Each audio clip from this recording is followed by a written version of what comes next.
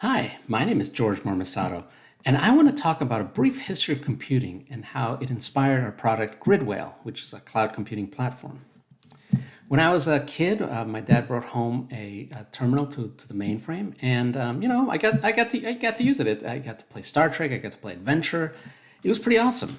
Mainframe programs are very, very simple. You just run a program on the mainframe. It runs on the mainframe. It calls some API to do output. So when the program says print this, calls some API.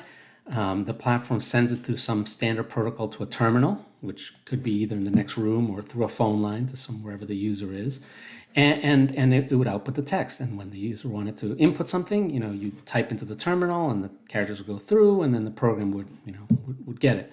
So super simple to program. It didn't matter how many terminals were connected; they could all just go down to the platform. Eventually, though, mainframes are big, expensive, and eventually, they invented the PC. The PC is was better than the mainframe because it was personal. It was your computer. You could do whatever you want with it. And the PC had an even simpler model. There was no terminal. It's since the computer and the monitor were just right there with you. The program could have essentially direct access to whatever it wanted, to its input and outputs. The platform, of course, still handled things like displaying windows, displaying graphics, the keyboard and all that. But if the program wanted to, draw a picture, it would call the platform and it would get displayed on the monitor. If it wanted to get mouse commands, it would, just get events, and then the program would handle those events. It's again a super simple programming model, and it was the personal computer revolution. It took computers really far. You could do a lot of things with just that simple model.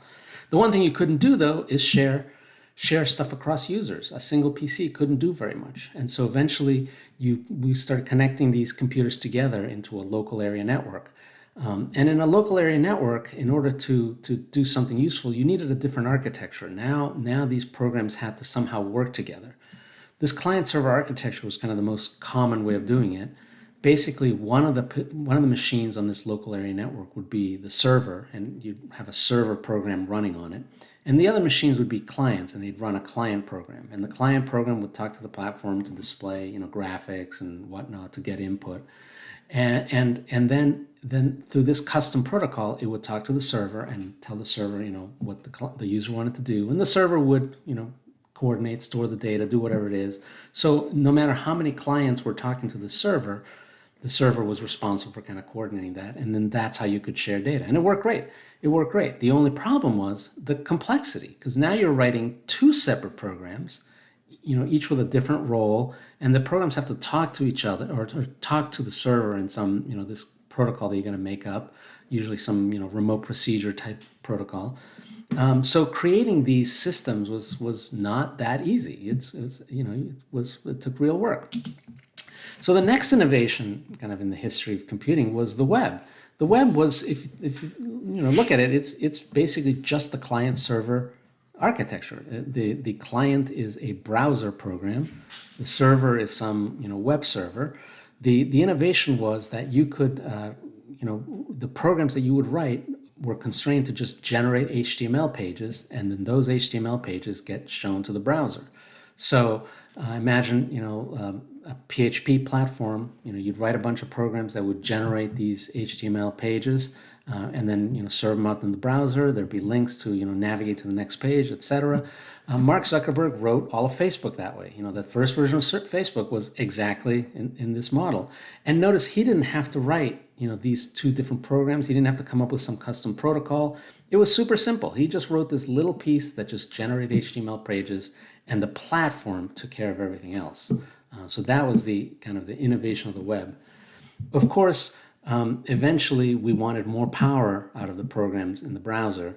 We wanted to be more reactive. We wanted to do more things on the front end. And so eventually with JavaScript and Ajax and other technologies, we came up with an architecture like this. The architecture is basically, there's a front end program, written in JavaScript that handles the user interface for the user. It handles clicks. It handles fetching data from the server, through some custom API, And there's a backend program, of course, that's coordinating and handling the multiple different connections. We're basically at this point we're totally back to the client-server architecture model, except because this is the web and now we got to scale to millions of users.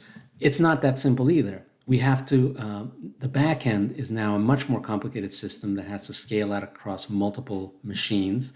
Maybe it's decomposed into microservices, kind of each talking to its own little platform.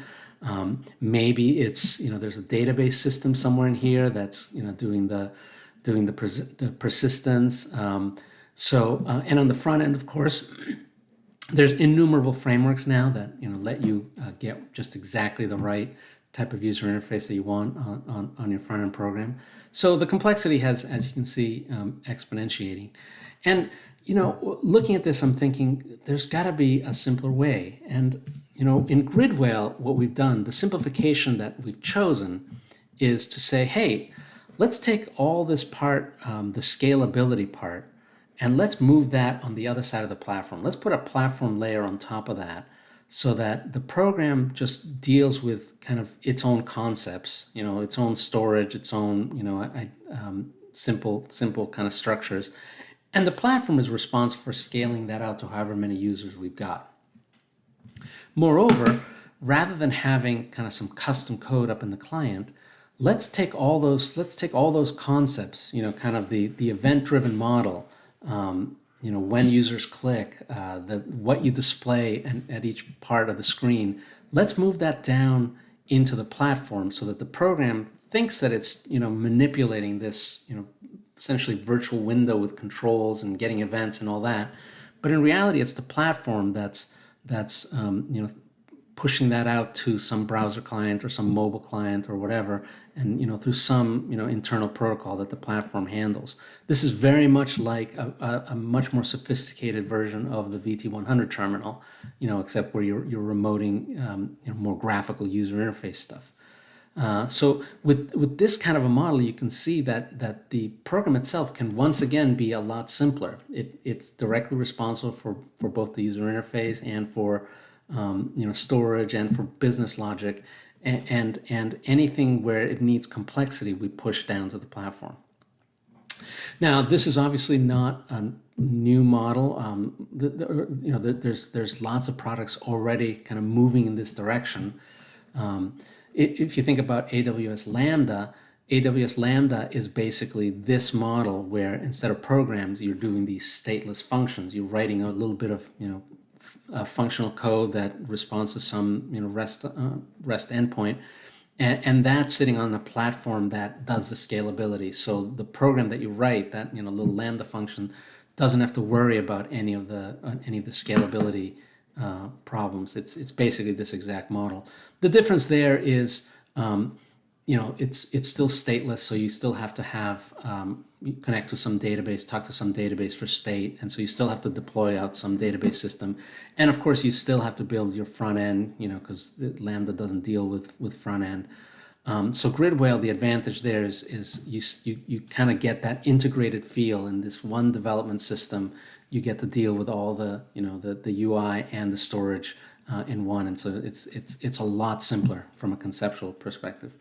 Another set of products that are following this model are all the low-code, no-code products like Bubble.io. They have a very, very similar model. They basically, in Bubble.io, you configure an app, and instead of writing code to do the app, you just design it using a visual designer, and then there's some rules about where the data comes from and how to manipulate data and all that. You kind of set up those rules. But it's the exact same architecture. The configuration runs on some data center on top of their custom platform, and then through their protocol they talk to some client UI and display the client UI, display the UI the way you want it to be displayed, and the program doesn't have to worry about that, or at least you don't have to write two separate programs. Your little program deals with everything. The downside, of course, is it's a more constrained environment, unlike in GridWhale where you're writing real code. In Bubble.io, it's constrained to whatever set of whatever systems they have, so it's a little bit more constrained. But it's the same model. If you think, if you look back through this kind of history, the way I've described it, we seem to always go in these periods where we increase complexity to accomplish more and more things and more sophisticated programs, and then figure out a way to reduce that complexity by coming up with abstractions, by adding more platforms, usually trying to move things to the platform to kind of make sure that programming is simpler again. And I think we're in that simplification point once again. I think we've kind of reached the end of complexity here, and we're moving towards this model, much closer to where this is. So this is where GridWhale is trying to go.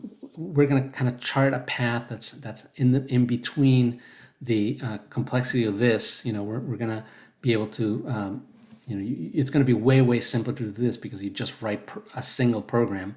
But we're also going to be more capable than Bubble.io, low code, no code, because you are writing real code. So that's kind of the area where we're going to go, and the history of computing is one of the inspirations for us to get here. Well, I hope you enjoyed that. I'll keep you up to date on GridWhale. Thanks very much.